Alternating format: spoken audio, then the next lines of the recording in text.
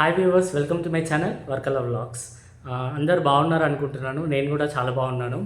So ఈరోజు video వచ్చేసి BSc nursing చేయాలనుకుంటే అసలు 5 రీజన్స్ అయితే నేను ఎక్స్ప్లెయిన్ చేస్తాను ఈ వీడియోలో. టాప్ 5 రీజన్స్ ఎక్స్ప్లెయిన్ చేస్తాను. సో మీరు కనుక ఇంటర్ అయిపోయి బీఎస్సీ నర్సింగ్ చేయాలనుకుంటే కనుక వాళ్ళకి ఈ వీడియో ఖచ్చితంగా యూజ్ అవుతుంది. సో దీన్ని బట్టి మీరు డెసిషన్ తీసుకోవచ్చు. అసలు బీఎస్సీ నర్సింగ్ చేస్తే యూజ్ ఏంది, అసలు అడ్వాంటేజెస్ ఏంది, డిసడ్వాంటేజెస్ ఏంది. సో నేనైతే ఈ వీడియోలో ఫుల్గా ఎక్స్ప్లెయిన్ చేస్తాను. సో ఫస్ట్ టైం కనుక మీరు మన ఛానల్ చూస్తున్నట్టయితే ఒక చిన్న లైక్ అయితే ఇవ్వండి. అలాగే మన ఛానల్ని సబ్స్క్రైబ్ చేసుకోండి. అప్కమింగ్ వీడియోస్ నర్సింగ్ రిలేటెడ్ ఇంకా చాలా వస్తూనే ఉంటాయి. సో వీడియోలోకి అయితే వెళ్ళిపోదాం.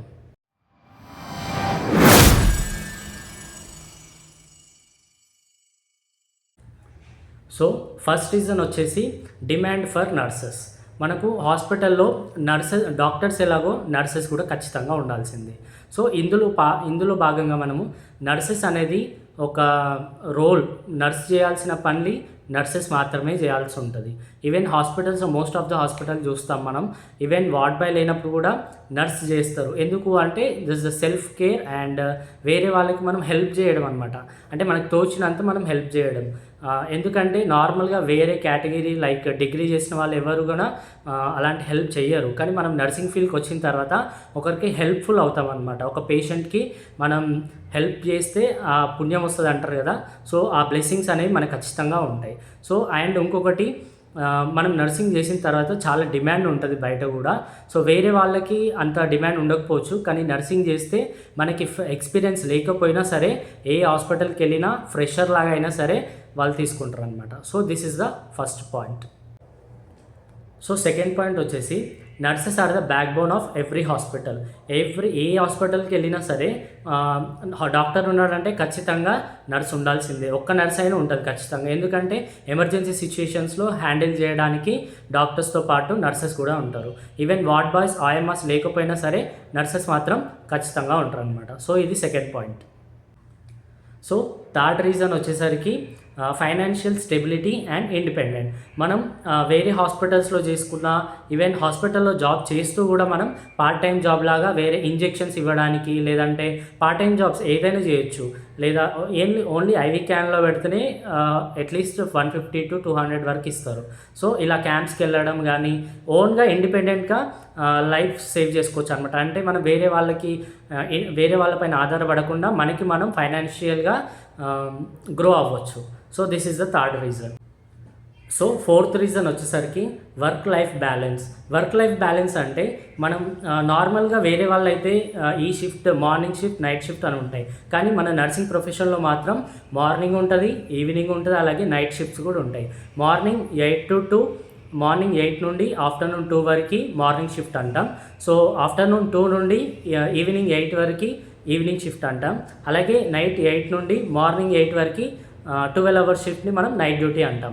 సో మనం ఒకవేళ ఏంటంటే మనకి ఆఫ్స్ కూడా ఉంటాయి, వీక్ ఆఫ్స్ కూడా ఉంటాయి మిడిల్లో. అది ఎప్పుడైనా ఇవ్వచ్చు, depend upon that patient conditions. And మనకి ఏమైనా డ్యూటీ రోస్టర్ ఏమైనా చేంజ్ అయితే కనుక మనకి వీక్ ఆఫ్స్ మనం అవసరం ఉన్నప్పుడు కూడా తీసుకోవచ్చు, లేదంటే ఇన్ఛార్జే మనకి వీక్ ఆఫ్స్ అనేది చూస్తారనమాట. సో ఈ వర్క్ లైఫ్ బ్యాలెన్స్ ఏంటి అంటే మనకి కుదిరినప్పుడు వెళ్ళొచ్చు, లేదంటే మన వీక్ ఆఫ్ కూడా అడిగి తీసుకోవచ్చు. సో ఇందులో ఏంటంటే మెయిన్గా ఎక్సర్సైజ్ మనం నార్మల్గా ఇప్పుడు మార్నింగ్ టైంలో డైలీ రొటీన్ ఎక్సర్సైజ్ అని పెట్టుకుంటాం. సో అది కొంతమందికి మాత్రమే అది సూటబుల్ అవుతుంది అనమాట. కొన్ని నర్సెస్కి మరీ అంత సూటబుల్ అవ్వదు. ఎందుకంటే మనం ఎమర్జెన్సీ కేసు వచ్చింది మన డిపార్ట్మెంట్లోకి అంటే మనం ఖచ్చితంగా ఎలాంటి సిచ్యుయేషన్లో ఉన్నా సరే మనం అక్కడ అపియర్ అవ్వాల్సి ఉంటుంది. సో వర్క్ లైఫ్ బ్యాలెన్స్ అనేది మనం ఇక్కడ మెయింటైన్ చేయాల్సి ఉంటుంది అనమాట. So I hope this is the fourth reason. So fifth reason వచ్చేసరికి jobs get easily in India and other countries. మనకి జాబ్స్ అనేవి నాట్ ఓన్లీ ఇండియాలోనే కాకుండా మనకి ఫారిన్ కంట్రీస్లో కూడా ఈజీగా మనకి వీసా దొరికే అవకాశం ఉంటుంది.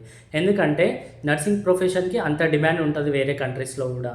కానీ మెయిన్గా ఇక్కడ వచ్చిన పాయింట్ ఏంటి అంటే ఇది ఒక రిస్క్ అని చెప్పొచ్చు. కొన్ని కంట్రీస్లో మాత్రమే వాళ్ళకి ఓన్లీ వాళ్ళ కంట్రీ పీపుల్ అయితే కనుక వాళ్ళకి ఎక్కువగా జాబ్ వేకెన్సీస్ ఇస్తారు. ఫస్ట్ వాళ్ళ కంట్రీ వాళ్ళకి చూసుకుంటారు. లేదు అంటే కొంతమంది ఏంటంటే వాళ్ళకి ఒకవేళ సూటబుల్ అయిన తర్వాత కొంచెం ఇంకా వేకెన్సీస్ చాలా ఉన్నాయి అనుకుంటే వేరే కంట్రీ వాళ్ళని అలౌ చేస్తారు.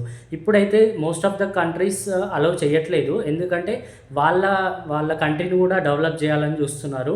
కానీ మన ఇండియాలో మాత్రం చాలా వేకెన్సీస్ ఉంటాయి, కానీ శాలరీ తక్కువ ఉంటుంది కాబట్టి మనం అక్కడ చేయడానికి ఇష్టపడము అనమాట. సో ఇక్కడ ఈ పాయింట్ వచ్చేసి, ఈ రీజన్ మెయిన్ వచ్చేసి వేరే కంట్రీస్కి వెళ్తే జాబ్ ఆపర్చునిటీస్ చాలా ఉంటాయని నేనైతే అనుకుంటున్నాను. సో ఇది ఈ 5 రీజన్స్ అనమాట. సో మీకు వీడియో నచ్చినట్టయితే ఒక చిన్న లైక్ అయితే ఇవ్వండి. అలాగే మన ఛానల్ సబ్స్క్రైబ్ చేసుకొని వేరే మీ నర్సింగ్ ఫ్రెండ్స్కి షేర్ చేయడం మాత్రం మర్చిపోవద్దు. Thank you for watching this video. Bye.